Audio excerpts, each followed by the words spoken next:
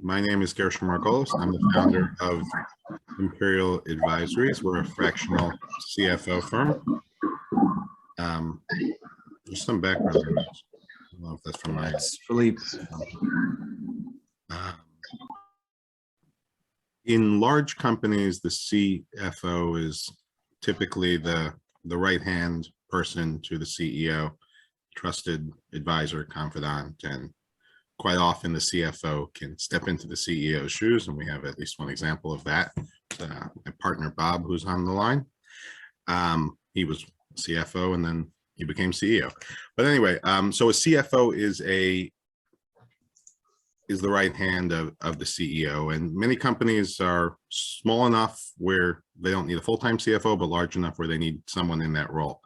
And Imperial Advisory helps fill that role. We go into companies and we sit in that seat, but on a part-time basis, and we help free up the CEO as well as advise the CEO so that they can do their job, which is growing the business.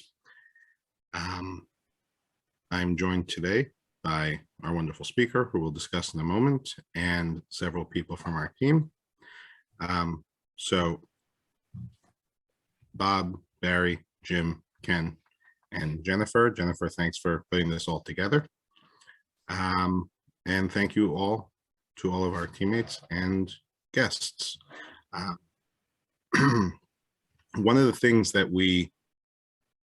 I alluded to earlier with Bob and with many of the others on our team is that we do more than just numbers and accounting and all that good stuff. Many of the people on our team have been CFOs, have been COOs or CEOs as well. And we bump into all sorts of other problems. And I like to say that those problems often impact money and finance in some way, but they often exhibit themselves in other words. And one of those problems that the whole world is dealing with today is people. And so people have trouble communicating, companies have trouble keeping people. And if you cannot align your people with your business, then you end up with trouble. Things don't get done, or they don't get done efficiently, which is both bad for morale, but also bad for business. And with that little background, I'm very happy to have Karl here. Karl has a background in marketing, but runs a coaching company right now. He's got, I think, like 100, I don't know, a lot of coaches that work for him. And 10, not 100, 10. But that's okay. 10 coaches that work for him. And one of the things they spend at least some of their time on is helping people communicate. And that is why we're very happy to have Karl here to talk to us about how to get people to work well together. And without further ado, welcome, Karl. Thank you. Well, it's good to meet all of you. I would like for today to be a little bit more interactive. So I'm going to be asking questions. I hope you guys are okay with being involved. If you have something going on the side or you need to take care of something, I get that too. Zoom kind of has created that space where we get on these Zoom calls. I'm guilty of it too, where you get on a call and then you get a text or something and you're doing something on the side, and I get it. But what I'd like to do today is talk a little bit about how we fix the people problems that we're facing in our organizations right now. They've stated, what are they calling it? The Great Resignation right now. And certainly a problem for many business owners. I have some theories to pose to you today that I believe are a bigger part of what's actually going on. And I'll be curious to hear if you guys agree, and if you disagree, that's okay. But really what I want to talk about is maybe a different approach to how you work with people. So one of the things, and with you guys, what you do, how many of you have gone into an organization and have found that they don't have their organizational chart or their job descriptions, their roles in place? We've all kind of run into that before. And while it's a corporate thing, it started in corporate, it is relative to small, mid-sized business owners as well. They need to do that. And so if somebody's in startup mode, maybe not so much, but once you have 5, 10 employees, 50 employees, having people understand their roles and the person that they report to is very important. And so as I've been coaching people, I've been coaching about 10 years now, and I've walked probably about 500 people through an exercise that helps them identify not who their people are, but rather how they do their work. So it's a different way of approaching things. And so I'm going to talk a little bit about that today. And so does that sound good to you guys? Everybody on board with that? Yes, no, okay, maybe so. You can say no, I wouldn't be offended. So a little bit of my background, and then I'll dive into this. So I started my first company when I was 24 years old. It was a marketing firm, as Gershon said. And I had a coach from the very beginning, and quickly realized that I had a lot to learn, and especially at 24 years old. Over the next 8 years, we grew that. My wife and I grew that business up, and we were award winning, generated hundreds of millions of dollars for our customers. And I ended up being able to sell that company in, let's see, I would have been 32. So I forget, about 2010, 2011. And so I've kind of been through the process of starting, growing, acquiring. We acquired some competitors along the way, and then selling a business. And through that season, though, there was a lot of failure, and I worked many long hours through that time, and I still do at times. So when I got out of the business, I said, okay, well, what am I going to do with myself now? And my wife said, you're not retiring, you're too young. And so I started doing coaching at that point. I studied underneath some nationally acclaimed coaches, and began my practice. I was going to coach by myself, but as time has gone by, other people have approached me and said, hey, I want to be part of your team. I love what you're doing. So my claim to fame in my coaching is that I have 3 focus areas: time, team, and money. I only work with business owners.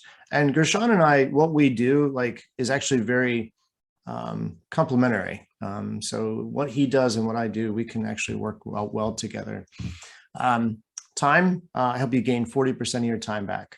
Team, I help you get your team rowing the boat in the same direction.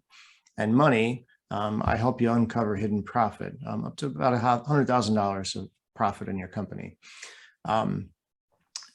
Just take note, though, I'm not a CFO for hire. So what Gershon and his organization does is perfect for what I do. But what I run into is there's a lot of business owners out there that are really feeling stuck in their organizations. They feel stuck that they can't take a vacation because their employees aren't available or aren't able to cover the work they would like them to. Other times it's maybe related to just their ability to disconnect from their work. And so as a business coach, I help them move into their top performance. Okay, so that's really kind of who I am. Got that out of the way. So what I'd like to talk to you today about is a report that I use called Kolbe, Kolbe. And ultimately, it's not really just about the report, but more so about how do we integrate our teams into the right seat on the bus. Have any of you guys read the book Traction by Gino Wickman? He's the founder of EOS, the Entrepreneurial Operating System. It's a platform that I use in my coaching a lot, and it really kind of helps business owners put together the structure for their business that they're so often lacking. In that book, he talks about the fact that we need to have people on the bus, but sometimes we have somebody on the bus that's the wrong person. In other words, they need to get off the bus.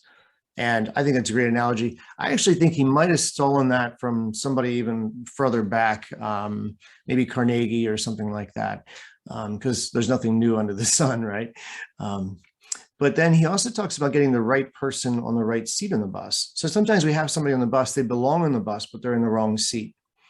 And so we need to define, okay, who are the people that we have on our team? Do they belong on the bus, number one? And then number two, are they on the right seat? If we want to look at, do they belong on the bus? Typically that comes back to our culture. It comes back to our core values, how we function as a company. Does it align with that person? And we've all run into people who have a business who, their core values don't align with their team. Now, through COVID, we've all seen a lot happening with core values and culture and people leaving. And what do you guys think? How important do you feel it is to have core values align with your people? Let's talk about that for a moment. Jim Collins, good to great. It probably was. Thanks, Bob. So culture, aligning our team with our values. How important is that? Go ahead. I'm not going to give my answer. I'm going to give the answer that I heard on a call yesterday. I was on a call with a CEO. A buddy was with me as well, a prospective client. And the CEO said, you know what? I've been aligning this is a little bit of a curveball. I've been aligning people for culture, like picking people based on fit and goals and all that good stuff for years. She's like, and I have this disaster, and she's on EOS actually. And her coach brought us in because he wants to revamp their whole management staff. And she's like, I think this time, so basically Buddy was saying, you know, you have to like us if you hire us. Like, if you don't like us, even if you think we could do a good job, we're the wrong team. And Buddy was right, I think. But her response was, I've been hiring people with the idea that they need to be a good fit. And I ended up with a whole team of incompetent people who were all really good fits, just wrong people. So their skill sets didn't align then? Or correct. Their skill sets all didn't align. So as an example, their director of HR has no experience in HR. It's like a former marriage and family therapist who jumped straight from that into running HR for a big, sizable company. But it was a really good fit because it was like a friend and they got the mission and whatever. They're just didn't know how to do anything. So they have a problem with the definition of good fit. Yeah, I'd agree. I mean, okay. You know, I know, I'm sure Karl's going to get into this, but the whole point is when you hire somebody, you've got to have a must-haves, and that includes culture and capabilities, right? It's right. Yeah. Yeah, I think that's really what Buddy was saying. Buddy was saying, you know, you obviously we're qualified, just make sure we're a good fit too. And she's like, I don't care about that fit stuff anymore. Like, all I care about is qualified, because it's gone sideways. So I kind of agree. I actually want to draw something out for you guys quick. So I'm going to do a quick screen share. I wasn't planning on sharing this today, but I just saw this recently and I thought it was really good. Hopefully you guys can see my screen here. So I have some other stuff that I'm going to show you guys in a moment above. But before we get to that, I was watching this video by Simon Sinek, and he was talking about who was it? It was the Navy SEALs, how they quantify or qualify who's a good fit for them. And so on the one side of this diagram, I'm going to use a bigger, one side of this diagram, they have, this is the performance side. So I'm going to put a P up there. And then on the bottom side is trust. And so performance is defined how well you do your work. Trust is defined, and really it's, do I trust you with my life in the Navy SEALs? And by the way, the Navy SEALs is one of the top performing organizations in the world. So I think there's something for us to learn here from this. Performance, I trust you with my life. Trust, I trust you with my wife, and I trust you with my money. So that's how they define that. So what they look for, and I'll write that out, performance. Okay. So they said nobody wants somebody that's low performance, low trust. You don't want that person. But what he's found is that you would think that they would want the high performance, low trust over the low performance, high trust. But what he's found is that the person that is high trust, middle performance, or even if you can find the person that's high performance and high trust, that's who you want. So they found, the Navy SEALs have found that this person right here is more valuable than the high performance, low trust to the organization. And so when we hire people, we need to identify, okay, great. Can they perform?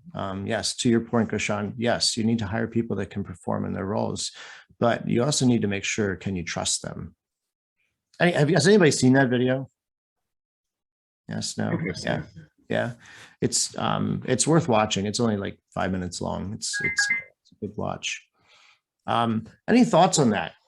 Any engaging thoughts to add to that? Hi, it's Buddy here. Sorry, I heard my name a minute ago. That was kind of scary. So I had my own company for 15 years, and I absolutely went for high trust, middle to upper performance, because I felt like if you could get high performance, high trust, that was just luck. Okay. And so it took me, out of 15 years, it took me about 12 years to get the team that fit all of those criteria. And then they didn't need me anymore, which was even better. Yeah, that's So awesome. that's my only contribution. That's good. Any other thoughts to add?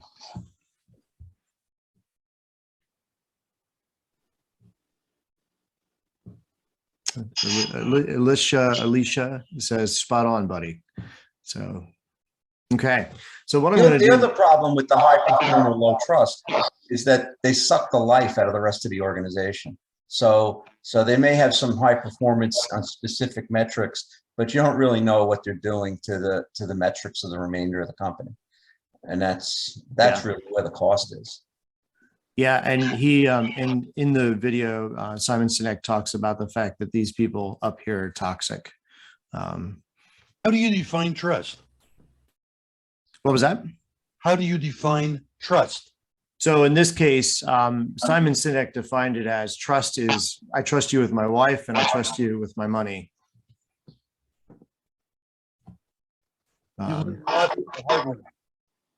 What was that? You learn trust disappears the hard way. Yeah, it does. Hard to identify. Yeah, yeah. So what I've found is Colby doesn't really help you on the personality side of things, who you are. That's where, Myers-Briggs, DISC, Strength Finders, all of those come in. Colby is something that is great for hiring, and it's great for putting people on the right seat on the bus. What Colby does is it has 4 columns, and it looks at your natural volition to do something. So it's looking at how you use your energy more than it's looking at who you are. So that's the first thing that you got to think about when you look at this report. Colby is colby.com. Anybody can take the assessment. You can also have teams do it, and they have it for hiring and firing too, and those types of things. I've used it for 10 years now. Love it. So Colby looks at how you do work naturally, your volition. So what they do is it's kind of like this. There's like a seesaw here. I'm going to draw a line through the middle.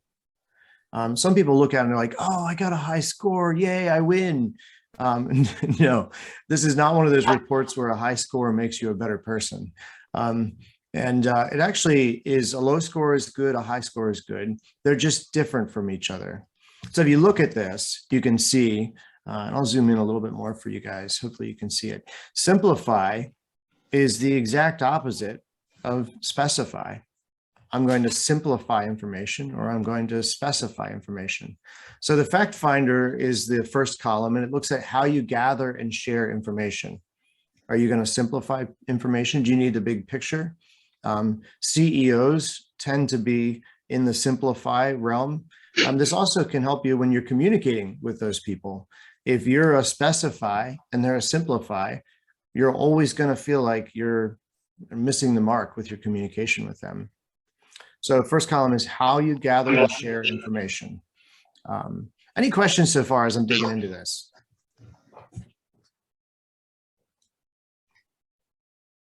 Making sense?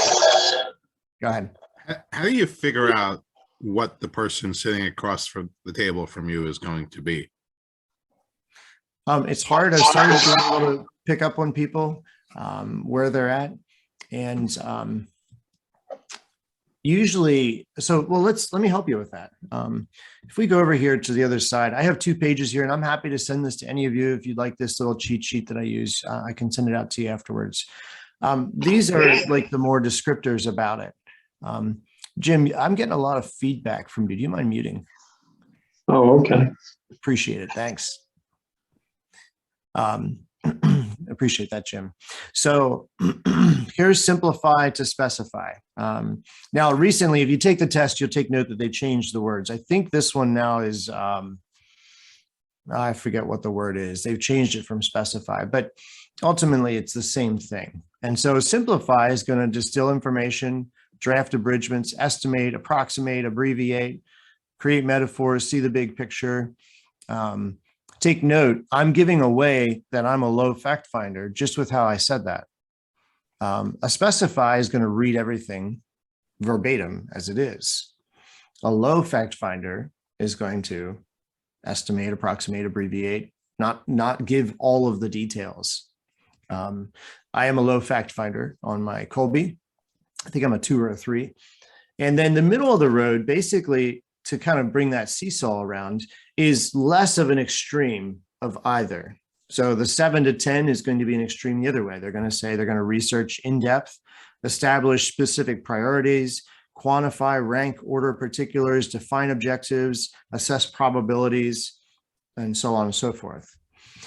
And so what happens is when you put these two types of people in the room and they don't know that about each other, it can create some major problems. But you need both of these peoples. I've been hanging out with my kids too much. Both of these people in an organization. You need a person that's going to find and gather information and gather all the detail. But you also need that person that's going to be able to have the big picture. So let's see how good Gershon is at this. So Gershon, what am I? You are, Because I know I've taken Colby. Oh, have you? Okay. I would rank you as 0.5. No, I'm not that bad. I'm a 2. Okay. But the point is, you asked, how do you know? Right. And I think what Karl was saying is you look for these factors and you were able to pick up right away. It's exactly where I am. But what am I? Because I can see myself in the simplify as well as the specify. I would bet you're in the 7 to 10 somewhere. We'll What I see. found is some people want to be the simplify, but Yeah. they're actually the opposite. So It's me. sorry, Gershon, I just threw you under the bus there, but I will be shocked if you're not a 7 to 10. but take note, the middle person, the 4 to 6, there are a lot of people like that. They're actually great equalizers in a business. So if you find somebody that's a 4 to 6 across the board with all of these, great equalizers. And they are able to sympathize with both sides. So if we go back to the next column, we now have the follow through column. This one here is very telling about people in that if you have people that say they're going to do something and don't do it, they're probably either overworked or they have low follow through. One of those two. And maybe there's another factor that you find along the way, but those are the two common ones that I've seen. So a low follow through, this is how you're going to follow through with things that you say you're going to do. Low follow through is going to adapt. The high follow through is going to be very systematized. They're going to want to follow structure. The systematized person is kind of like the person that has to put their toothbrush in the toothbrush holder a certain way, and their brush has to be a certain way, and their underwear drawer has to be a certain way. You know, they're very specific with that. Whereas the low follow through is going to be quick on their toes, and they're going to be able to adapt to things quickly, but it means that they're not always going to be prepared the way they should be. And so when we go into organizations, we see both of these things happen. So here's the follow through descriptors. You can see create shortcuts, revise approaches, thrive on interruptions, diversify, switch tasks frequently, be flexible, cut through bureaucracy, and so on and so forth. The high systematized person is going to be creating the plan, coordinating the needs, charting and graphing logistics, distinguishing systems, designing sequential systems, integrating timelines, and so on and so forth. You see the contrast there between the two. I'm a low follow through. What I had to do for me to actually become consistent with everything that I committed to doing was actually drop down what I committed doing until I was able to 100% follow through with everything I did. I believe as a business owner, it is super important for us to be 100% follow through on everything that we commit to, because if we're not, we actually lose the we lose the clout with our team. They trust us less because they're like, oh, well, is he actually going to do that? He said he's going to do it, but is he? I don't know. And so we actually lose our ability to lead our team by not following through with everything that we commit to. And so I had to fix that. When I became a coach, I said, all right, I can't coach people and not fix this. I'm going to fix it. And you can ask my team, I've fixed it. And I've done that by committing to less. So saying no to more. Any questions on follow through? I named that quality that I have. It's Buddy again. I called it selective shallowness. So I'm a simplify without even being able to look at it because I'm in the car because I know what it is. But over the last 20 years, I've figured out what my limits are, and I try to stay within my limits because my 100% goal is to do what I say I'm going to do. The rest of it is extra. Yeah. And So people thanks. watch that. Our families watch it, our kids, our spouses, everybody sees it. And I did use my low follow through as an excuse for a while, and my wife kind of got me in shape on that one. That doesn't work either. We can't use our where we're low on something as an excuse, especially if we're going to be a leader in an organization. So the next one's a lot of fun. And how am I doing on time? Is everything going okay here? Yeah, we're good. What time should I try to be done by, Gershon?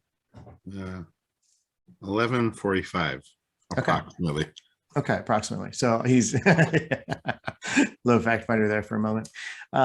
So the quick start is the fun one of this whole report. I love this one because this one will tell you real quick if somebody is wired to be an entrepreneur from a startup standpoint.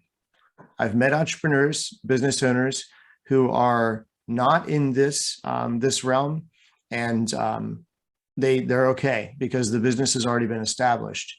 But if it's a business that's not very established and you try to put a stabilize into starting a business, they will fail every time. I've yet to see one succeed. So what is this? Quick start. It looks at how you deal with risk and uncertainty. So we have an improvise. That's somebody that's okay with risk and they're willing and ready to dive into it, and they'll figure it out as they go. The stabilize says, I'd rather limit my risk, so I'm going to do everything I can to get rid of all the risky parts of this. Both, once again, are very good in organization. For example, a CFO probably shouldn't be too far on the improvise side at all, because they need to be managing that risk. An attorney probably isn't going to be great on the improvise side. Go ahead, Barry. What were you going to say? I don't think I agree with that. If you're in a startup, being able to improvise is very important for a CFO. I've been there in 4 different companies. Right. I'm saying with an established company. I'm sure you want to be on the stabilize. And I've been in some big companies. Okay. And I guess the stabilize works in much more bigger companies, not in sort of early stage or mid stage companies. Yeah. And that's why I was saying, it's good to be an improvise in a startup. But once you're established, you do need some people that are going to create stability and minimize the risk inside of the organization. Because once you get up to 100 employees, if you don't have the right insurances in place, you're not handling your taxes properly, you're not handling your cash flow properly, all of those things will sink the company if you're not careful. Whereas if you're just 1 or 2 people, you can be a little bit more agile and fix it faster.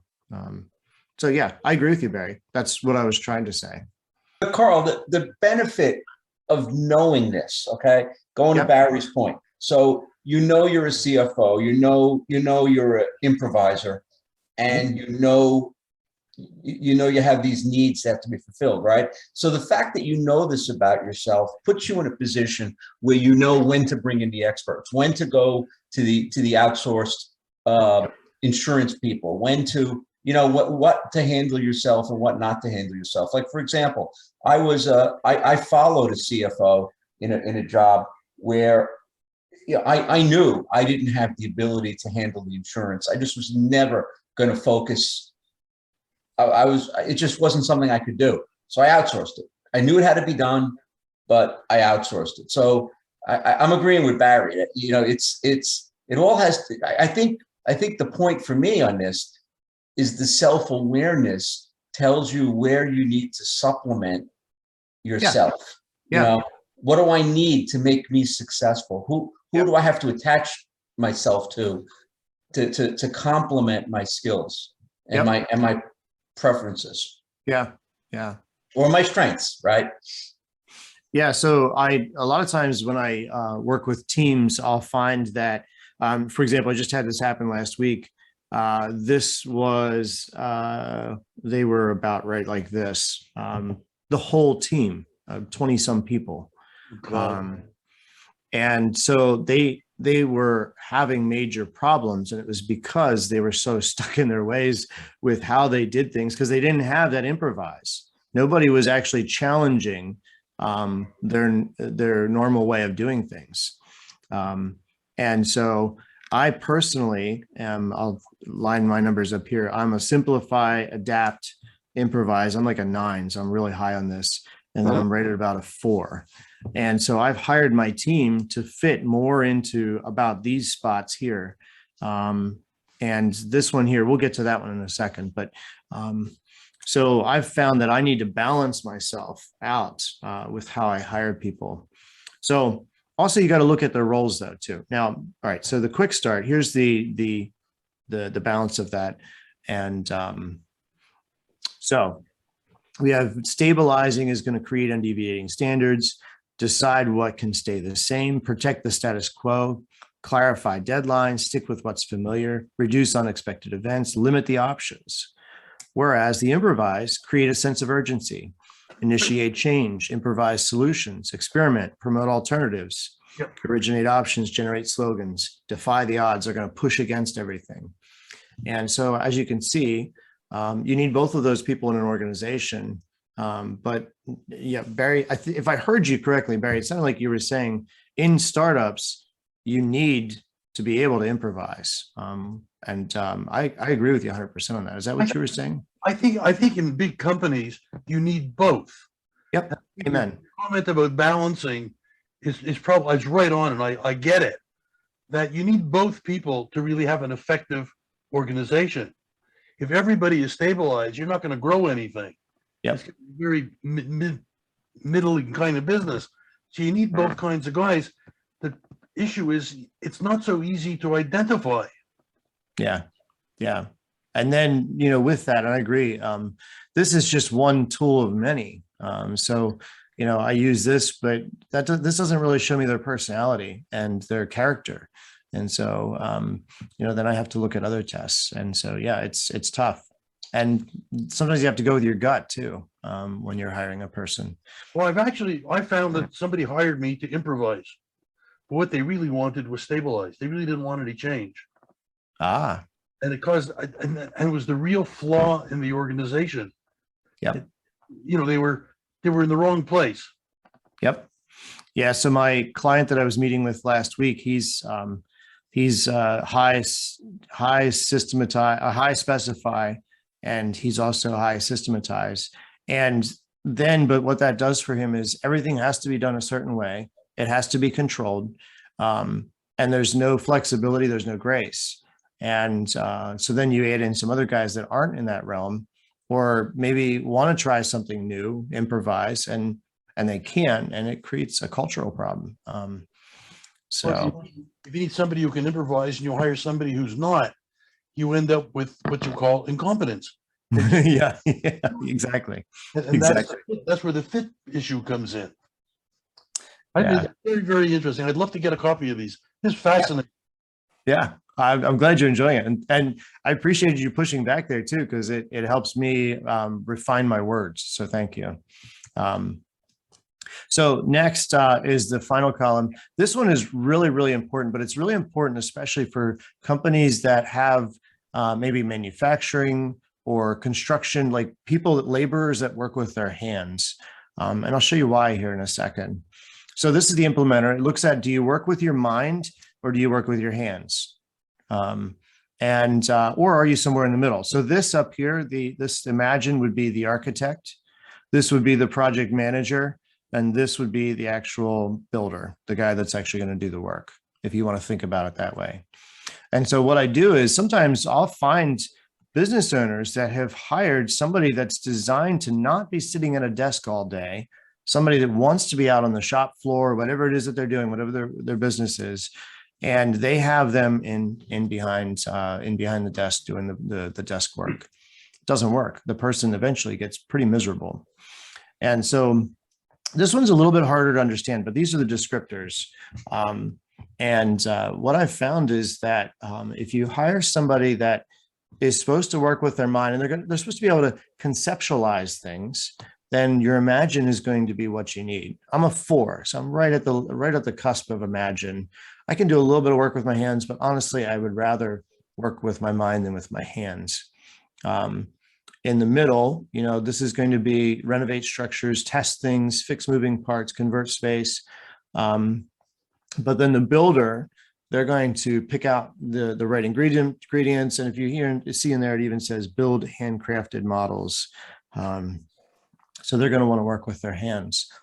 So if you are in the process of hiring somebody and they have anything they've done in their past where they did work with their hands, and your job is a desk job where they're doing desk work, you may want to consider having them take this report just to see where they fall for that, because they won't last. I guarantee it. Can you identify where people fall on these scales with questions when you interview them? Based on historical data, yes. So if I ask them what they did in the past, what they loved the most about what they did, and really get a feel for the different jobs that they've had and what they liked and didn't like, then yes. I will say it's a lot harder to do with the millennials because they don't know what they like yet. And so they're a generation that's still figuring themselves out, and it's a little harder to do with them. But somebody that's been in business or been working for 10, 15, 20 years, had a job, yeah, you can figure it out just by the questions you ask. Yeah. So I feel like that's a good stopping point. This is an overview of Colby. I'm happy to, if any of you guys want to take a deep dive into it, I'm at a spot in my career where I can sit down with people and just meet with them and help them, and be happy to do that. And any questions? What do you think about the difference between Colby and DISC? And when we do hiring, we actually do a DISC profile. Mm-hmm. And we use that in combination with, interviewing them and finding out who they are. We also provide them with challenging situations, mm-hmm. which we get a lot of really good information because we rely heavily on technology. So we need to know that they can do things that maybe they're not familiar with doing. But, using that DISC profile really does help us, give us a starting point. Yeah, so I am DISC certified as well, and I use it extensively as well. I use DISC, I use Working Genius, 6 levels of genius, which is really interesting. It looks at if somebody is supposed to be more visionary, or if somebody's supposed to be the one actually executing that vision. It kind of looks at that. It's very interesting. And then Colby, I've used strength finders. I think you need to identify what you need in your hiring, and then use the report that's right for that. Oh, okay. Well, that's interesting. Yeah. So that's what I do typically with my clients, and sometimes we do all of them. So just to get a feel. Yeah. I love it. I love reading people. I actually have had people say, I don't like this. Like you're pigeonholing me into a corner. And I just have found, and actually that's a good sign for you, by the way. They might not be a good hire, because one of my core tenets of, if I'm hiring somebody, they have to be teachable. Yeah. First step, they have to be teachable, because I don't want to work with people that aren't willing to admit how they can become better. And honestly, in the world we live in, technology is changing so fastly. You have to have people who can learn quickly and move with whatever direction the company's going in. Yep. Yeah. No, I've seen the resistance to the assessments as well. And it's really interesting is when I've had a couple of situations where someone has taken the assessment, they don't like the results, they fight the results, they bring it home, and they come back the next way and they said, my wife read this or my husband read this, and they said, this is exactly who I am. I know. Yeah. And that gives you really good, because I encourage people to share their results with other people and say, hey, see how other people perceive you, because it's all about self-awareness, right? And it's really interesting. Most people, I don't know if you find the same thing, but most people tend to look at this to say, yeah, I could see it. But every now and then you come across somebody, they're just so unaware of who they are. Yep. It's incredible. Well, and sometimes I found it's like one line that they saw in the whole report. They're like, that line, I don't agree with that. And that blows up the whole report for them. And you're like, hey, that's just one line. Can Well, you it agree with proves it's anything not else? right. Yeah, no, it's, but I do have a question. So on to Colby, we used to, and Ken, I don't remember if you were on the group or not, but we did a lot of this work in the past. And what I found in the larger teams was that we had a really good balance of people, but that bottom right category was the one that was always liked. I don't know, is that statistically what people find, or was that unique to my organization? The bottom right, the implementer, that's, do you work with your mind or your hands? But yeah. You're saying they like that part of the report the most, or what? No, what I'm saying is, when I put teams together, I found that the missing piece was that far right bottom category, which is the people who just go get it done, right? Yeah. That's what was missing the most. We could envision, we could plan, we could, figure out solutions, but we were missing the actual builders. Yeah. So don't confuse builders with somebody who can work with their mind to build something. So for example, a high fact finder, high follow through, and a 4 on the implementer. I could go back to the screen share if it would help you, but the high red, high blue, the first 2, they're actually going to be your best at executing things, or at least the middle of the ground. The builder on the yellow one is actually somebody that does want to work with their hands. Yeah. So if you have like a manufacturing plant or a construction company or whatever you have, then yes, that builder is very important. But if you have them in an office doing accounting work or whatever it is, then they do need to be a low number on that, on the implementer. Gotcha. Yeah. And if what they're building is, even if they're building things in an accounting system or building models, attaching systems, doing all that stuff, would not fall into the builder? No, I'm saying it can, but it actually is more about tangible than it is about, it's about physical attributes. So like, for example, a builder could be a secretary because they're getting up and they're doing stuff with their hands all the time. They're touching tangible things, whereas the other one is conceptual. It's more about me being able to work more with my mind and less with my hands. I usually provide my, anyone new coming onto the team, I usually provide them with my DISC profile. Yeah. They know who I am.